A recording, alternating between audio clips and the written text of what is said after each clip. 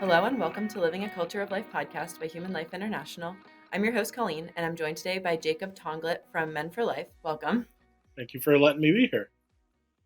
Well, thank you for coming on. And we're going to be talking about why men should care about abortion and then moving into how pornography feeds abortion and why the two are connected. So, why don't we just start by why don't you tell us a little bit about the organization, Men for Life? Why should men care about abortion? What does your organization do? Yeah, absolutely. And so I just wanted to start by kind of introducing. Our organization is Men for Life, and I wanted to start with our mission statement because I think that really encompasses what we're about. So it reads: Our mission is to protect and expand human rights by encouraging men to be informed, active, and purposeful defenders of life. So kind of what that means in kind of more expanded layman's terms. Basically, our whole goal is to educate not only men, but also just anybody in general about why men should care about the issue of life. We've heard for 50 plus years now, men shouldn't have a say in this. It's a women's rights issue. And I guess our standard here is to, express the opinion that abortion is a human rights issue, not just a women's rights issue. So, because abortion is a human's rights issue, all people, men and women, should have a say so and should have an opinion and be able to discuss things in a calm and collected manner, and being able to further the education of what life really is. So I would say that's what Men for Life really is at our core. And what we have done a lot in the last few years um, is producing out testimonies on different men who have had experiences with abortion and letting them tell their story. Because oftentimes, like I was saying, men feel silenced in this movement. So our platform is really just to allow men to have uh, a space to share their views, their stories, their hurt, the amount of pain that has come out of this pro-abortion movement. One men, we just don't hear about it often. So allowing men to have that platform where they could share, what happened to them, and in one of our so far we have two episodes online at our website menforlife.org, and one of them is actually a couple. So it's them sharing their story together, men and women. So it's not like we're shutting women out of this debate, but rather just moving towards having men be included in this conversation. Definitely. Yeah. Like you said, it is a human rights issue. It's not just a women's rights issue. Do you get pushback from people saying, why are you giving men a voice in this space? Or do people generally accept that men should have a say in abortion and in these issues? Well, I mean, I think from the pro-life side, we get no pushback, obviously, because they agree Yeah. with the message. From the pro-choice side, we always get pushback saying oh, just the mantras of no uterus, no opinion, my body, my choice, all those mantras that have been there for 50 years. And one of the responses I often go to is the fact that it seems like the pro-choice movement doesn't mind having men being involved in their side of it, shouting those mantras and being vocal for pro when they're pro-abortion. It's just when they're Mhm. pro-life that they have an issue with men having an opinion. So, the I kind of point out that hypocrisy in the nicest way possible, and dialogue in that way of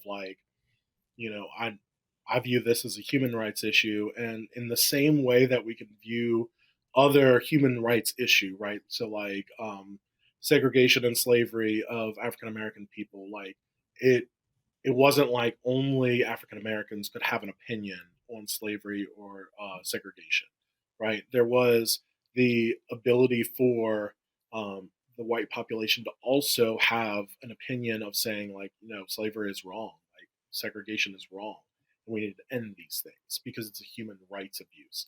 In the same way as when we talk about women having the right to vote in the early 1900s, in 1919 with the amendment for women to be able to vote. Obviously women were at the forefront of that, but there were also men there standing up for those women as well.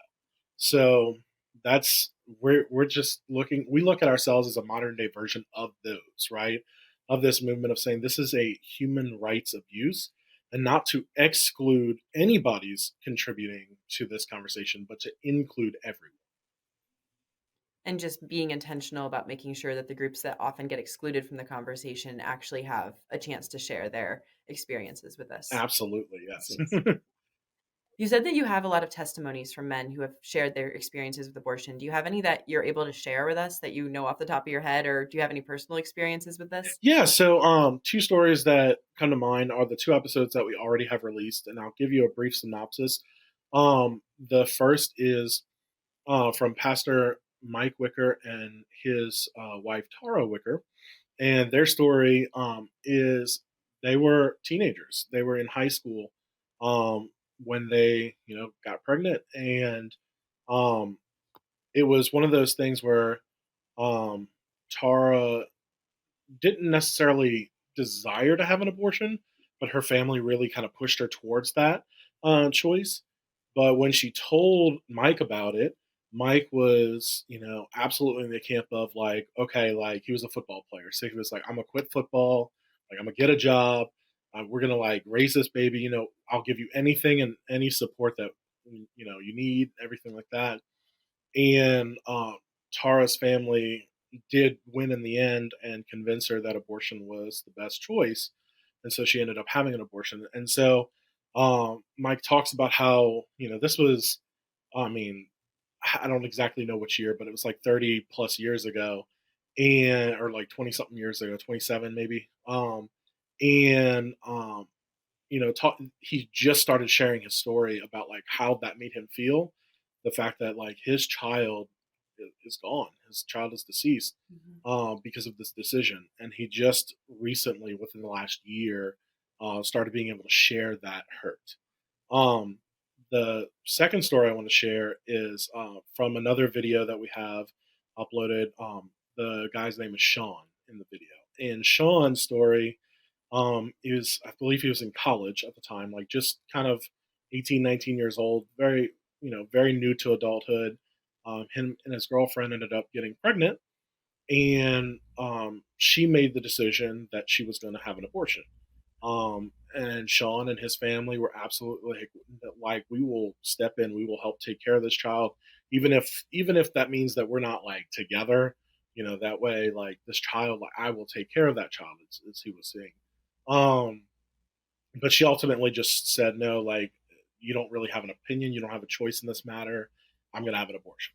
So she went ahead and had the abortion, and Sean was very silent about that for many many years. But the the psychology behind it, like he was absolutely going through post traumatic stress Mhm. from that, and he ended up getting into alcohol and drugs and all sorts of coping mechanisms that weren't healthy. And it took a long time for him to realize that all of those self-destructive behaviors stemmed from the loss of his child through abortion. So like now he has, gotten through those addictions, and he is a practicing lawyer now. So he's doing great now, but it took a very, very long time to get through those psychological harms that abortion has affected on men as well. Um, Yeah, we had Gregory Hasek on the podcast recently, and he was talking about he works with men who have had an experience with abortion, either having a girlfriend or a wife or someone having an abortion in their life. And he was talking about the post traumatic stress disorder that they get from it as well. So it's interesting, like just another organization that backs up that same research that this does have psychological effects on men as well as women. Absolutely.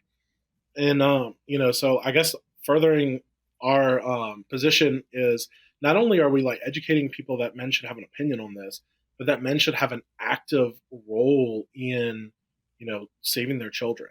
Because we know that statistics are backing up the fact that a third of all abortions are performed on women because of partner related reasons, meaning that the spouses, the boyfriends, and all are pushing women to have an abortion rather than just like not taking that responsibility is a huge thing. And when women Mhm. feel supported, when they feel like there's somebody there that's going to help me take care of this child, they're more likely to choose life. So, our goal isn't necessarily just to be like, okay, like, men, have a role, blah blah blah, but also that men need to step up. That historically, over the last 50 years, men have taken a back seat in this movement. I think a lot of because we've been told for so long we're not supposed to have an opinion on this. Um, and another statistic that we always bring into the fact is 82% of men said that when their wife, their girlfriend, whoever in their life was having an abortion, that they knew about it beforehand. So it's not like all these men are, just finding out like, later on, oh, my girlfriend was pregnant but had an abortion and I didn't have a say. It was like very much like for the vast majority of them, they knew ahead of time that their girlfriends were pregnant, that their wives were pregnant. And um, a lot of them pushed for an abortion, but a lot of them wanted to have a child and ultimately ended up not being able to have a child because of the abortion killing their child. So, our role is to say like men not only need to, be firm in our stances on saying like life matters, but also that we need to step up and say like this is my child and I'm going to absolutely be there for that child. I want to raise this child. Um, and to have a conversation, about that. Mhm. That's definitely important because, like you said, that is both of their child. It's not just the woman's child. Yes, she's the one carrying the child, but it's the product of both of them. And the product sounds very industrial. It's Yeah, the child was conceived in because of both of them, and it's so important that he's there for her as well. And that's the role of men is to protect the women and the child and take care of the family. And when he's not there, that puts so much pressure on the woman. And I think a lot of times in today's society, you're either told be a strong independent woman, you can deal with this, or get an abortion. And then I also noticed on your website that you deal with the subject of pornography yeah, and you tie it to abortion. Can you explain that a little bit? Because that's an interesting idea that I recognize how it ties in with the trafficking angle of things of porn feeds trafficking, which relies on abortion. But is there a deep what else like what do you see in that connection there? yeah, absolutely. So, number one, yes, you're absolutely right with that connection to trafficking, and that the porn industry in general is highly predicated on sex trafficking, which is going to result in higher abortions because that industry is predicated on the sexual act, not the product of that sexual act. So, the vast majority of cases where somebody gets pregnant as a result of a porn scene is going to end in a termination, in an abortion. But even deeper, it speaks to the psychology of men. And when a man is deeply affected and deeply invested into pornography, with vast majority of men that view pornography end up addicted to pornography. It becomes less about like, oh, like, this is what it is, I can even stop. It becomes an addiction where men can't even stop watching porn. They're so addicted to this, and it goes to the root of when it becomes an addiction, it becomes the object on the screen is just that, an object and no longer a person. So when you are dehumanizing the person on the screen or on whatever means of pornography you're watching, um, when you're able to disassociate the personhood, the humanity from that person behind it, the being behind it, what's to stop you from dehumanizing the life that you can't see in the world? So um, it goes to the idea of pornography feeds this societal mindset of dehumanization tactics.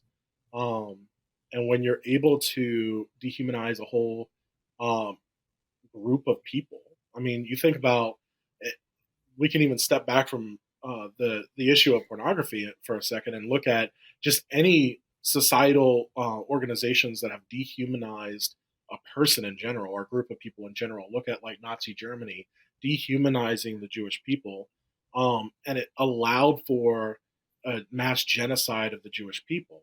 Um, and that's the same kind of mindset that pornography envelops in the world today, is that we view the people as objects.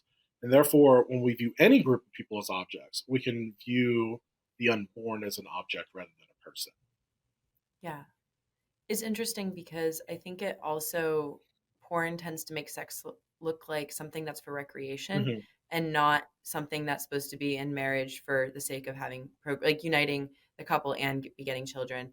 And it seems to me that that would also affect this as well. Not only are you dehumanizing the person on the screen, but you're making sex recreational, and all of a sudden people don't know what God intended sex Right. for. Is he intended it to be the child to be the fruit of a married couple's love, and porn takes both sides of that. There's no uniting because it's a person on a screen who's not even considered a human mentally. Hmm. Like it dehumanizes them.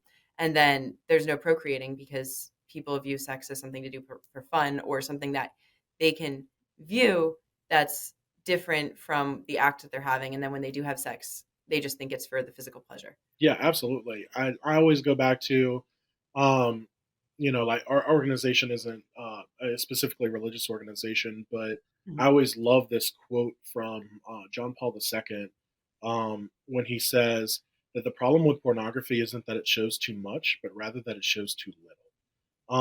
And that's the core crux of the pornography problem, is that you're taking away the idea of love out of the sexual act, and it becomes purely you know purely monetary in a way. Like it becomes business instead of a unit of act.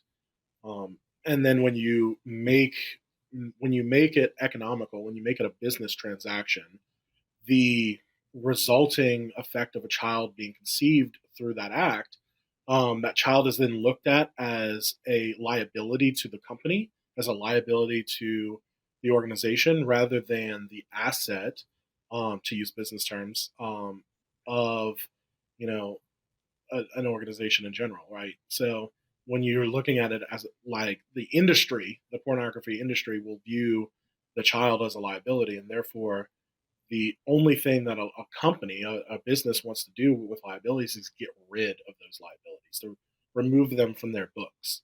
Well, that's going to result in an abortion because that's how you get rid of a child in the womb. So, It's interesting because looking at it from a money perspective, that's also dehumanizing mhm, because you're then treating a human as something you either looking for people to buy into your industry, which means that you want them viewing porn because you want to make money off of them. And then you're dehumanizing them that way because it's just somebody, the person becomes someone who can purchase your product, not a relation. There's no relation there because it's a industry. And then the child also becomes dehumanized because they're seen, like you said, as a liability. Can we talk a little bit about the trafficking connection yeah. too? Do you, if you know about that? Mhm. Because I think that's also an interesting tie that not just psychologically, but directly that porn is going to be increasing trafficking, which will be increasing abortions, and there's a very direct monetary tie there as well. Mhm. Absolutely, we can talk about that. I don't have the statistic in front of me, so I don't want to lie to all the fan base, but I will. I know that the statistics are very high in that the percentage of the amount of the porn industry that is created, via trafficked human beings is astronomically higher than you would expect. I think a lot of people would expect, oh, it happens, but it's like maybe 1 or 2%, but it's like it's significantly higher than that. I think it's somewhere around a third of all pornography is because of trafficked individuals, and that's already like, wow. We should, if a third of an industry was predicated on the fact of something that is quite not only illegal but also just widely unethical, like no matter what your political stances are, no matter what your religion is, no matter what, like human trafficking is one of those things that virtually everyone can agree that is a wrong in our society. So for an industry to be that highly motivated by trafficking, and the industry of pornography is the number one industry in the world economically. It makes the most money out of every industry in the world. So the fact that it's so highly predicated on trafficking should be concerning. And the fact that it's overlooked is a staple of how powerful the industry is, how monetarily powerful it is. So, It also gets the most views, I Yeah. believe, on like internet porn is the most visited sites, like more than Twitter and Netflix and a whole bunch of very popular sites combined. Mhm. The porn sites are getting more views than that as well. Yes, absolutely.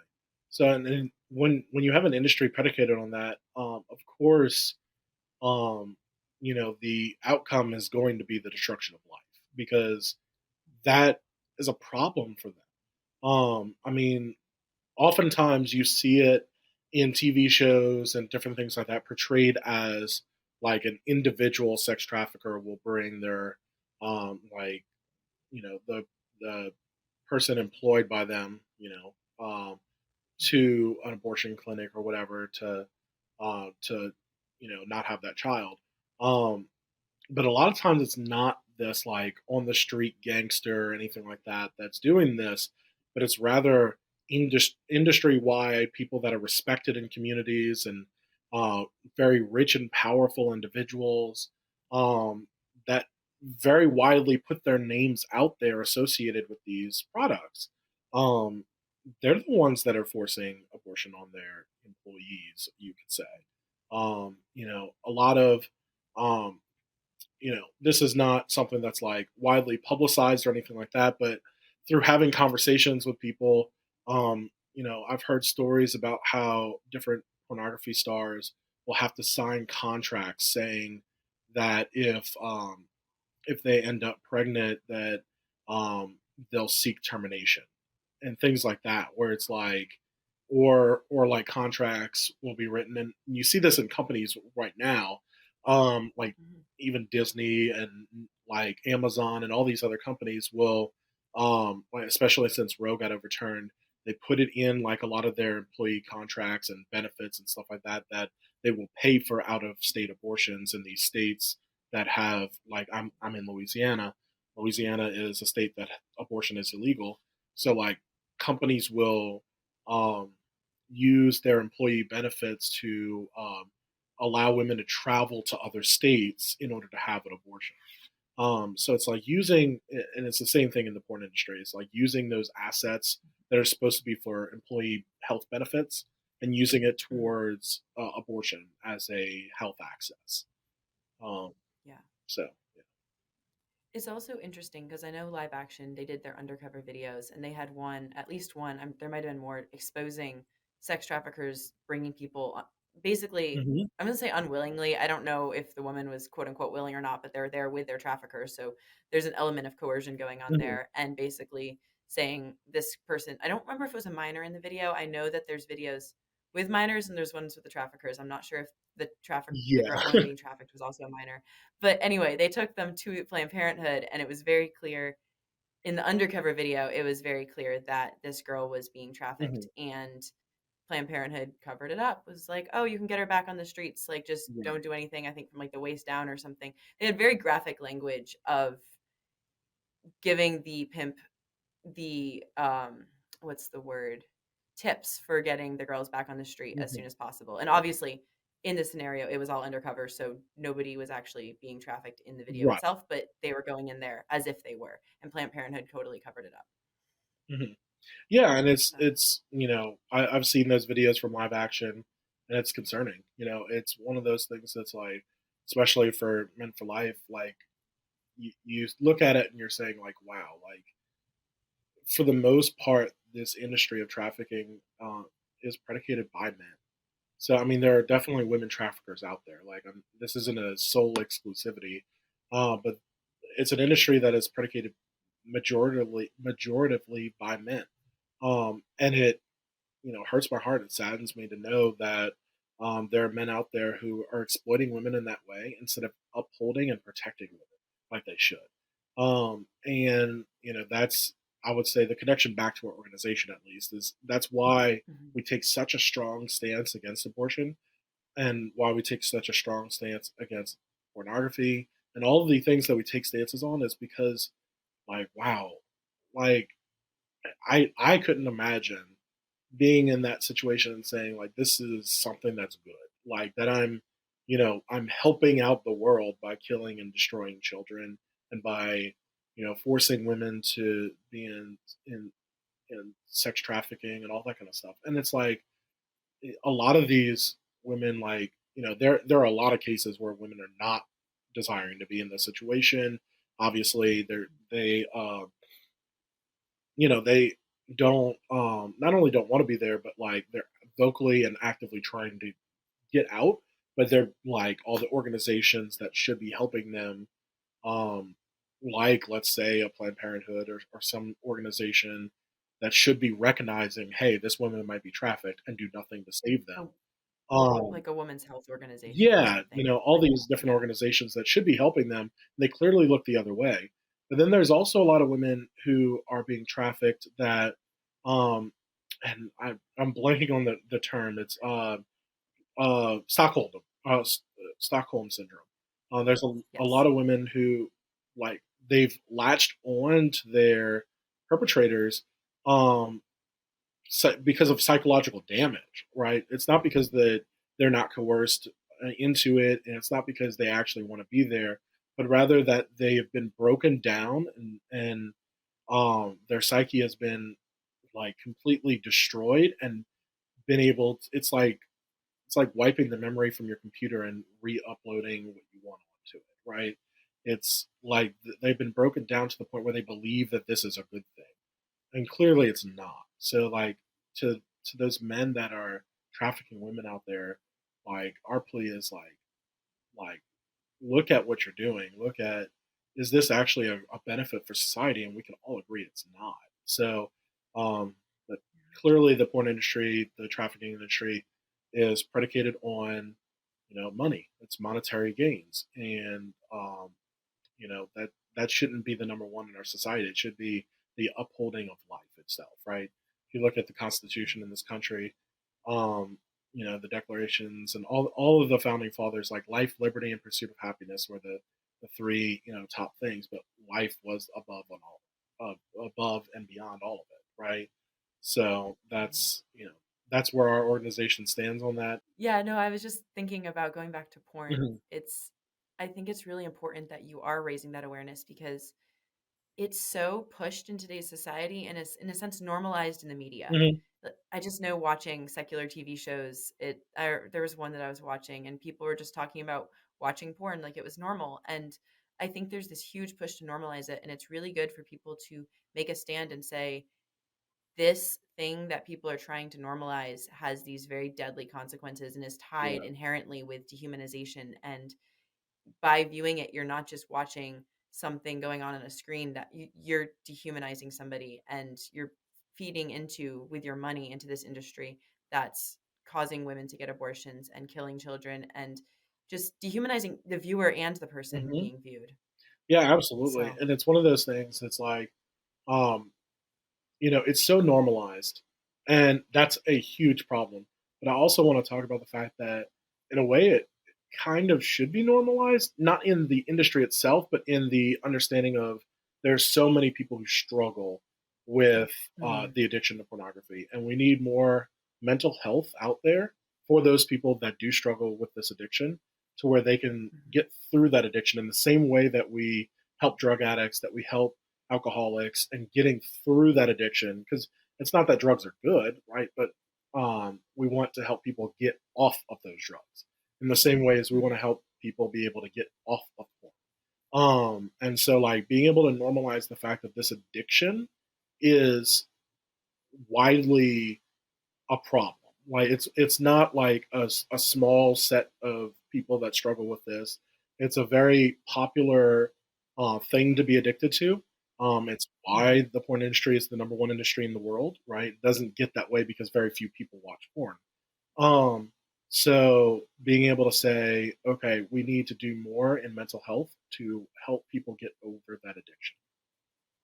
And make sure that people feel comfortable seeking help for it. Yes. I think that's a big thing about for people why people should be aware that this is a really big issue. I think I did looked up some stats in an article before we filmed this, and I think it's a third of Americans of adults have you like will seek it out once a month. And then the study said that I think it's 6 out of 10 will use porn like daily, weekly, or monthly of the young Hmm. adults.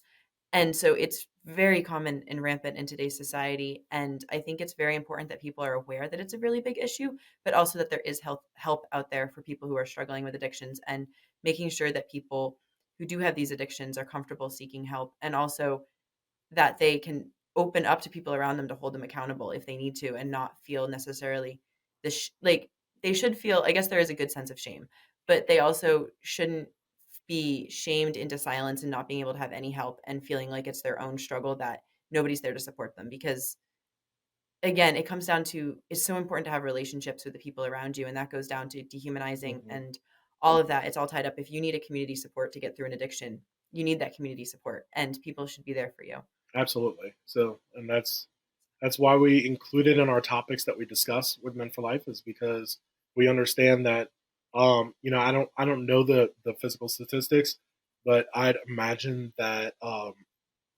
it's probably more men than women watch porn, and so it's an issue that definitely skews towards being an issue that we need to take on as men and say this is a problem and we need to get through it together. I think because men tend to be more visually Yeah, oriented, that's absolutely. probably why. Mhm. It makes sense that given the men's sight, like the way their brain works, that they would be drawn to it more, Yes. even though women definitely can be addicted to it. Mhm. So, is there anything else you'd like to share with our listeners before we wrap this up today? Yeah. So going back to Men for Life for a second, and our organization's goals, like um, just this a simple thing of being there and supportive, but not being supportive in the sense of like not saying I will support you by going and taking you to an abortion clinic and that's how I'm going to support you, but rather by being supportive and saying like no matter what the situation is, like we can get through it together.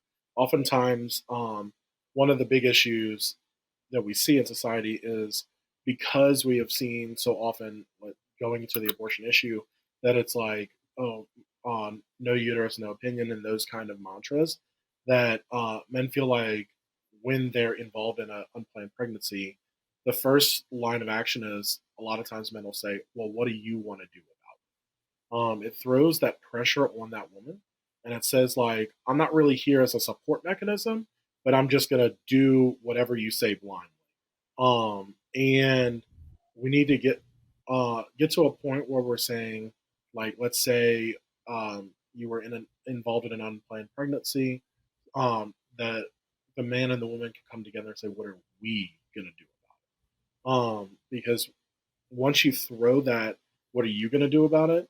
She is going to feel less supported. She is going to feel pressure. Um, and she's gonna look at the man in that situation and say, how can I trust that man to be there for me if he's not even going to be there in this situation for me? So, in the long term. So, of course, women are by and large choosing abortion when they're not supported. So, for men to say, let's cut this mantra of what are you going to do about it, but talk about what are we going to do about it. How can we come together and be a supportive family unit for this child and bring this child into the world and do everything humanly possible to give that child the life they deserve. In some cases, that might mean we're not ready to have a child, but adoption is an option in that case. In some instances, it's going to be hard. It might be looking for government assistance. It might be you know asking family members for help that we wouldn't otherwise want to try and find help with.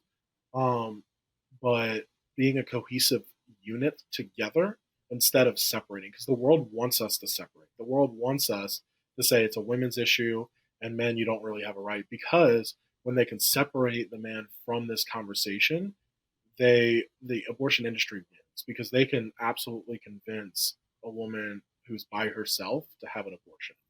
But it's much harder to convince a conducive family unit of a man and a woman together to have an abortion. It's much more rare. So that's how we can absolutely stay involved and fight against this movement of dehumanizing children. Yeah, that's so true. I love how you recognize that the man and the woman together it's a cohesive whole, and that they can stand up, like stand for life so much better when they're together. Mhm.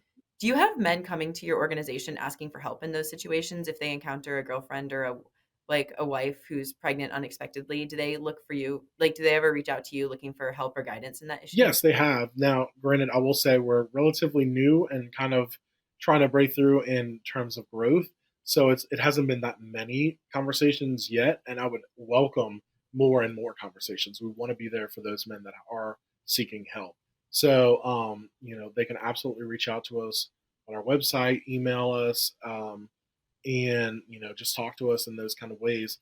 But like for instance, those two cases in which I brought forth, Mike and Sean, um, it was really through those conversations of them recognizing, hey, this is an organization that exists, and I can share my story, and I can say like, I would like to do something more.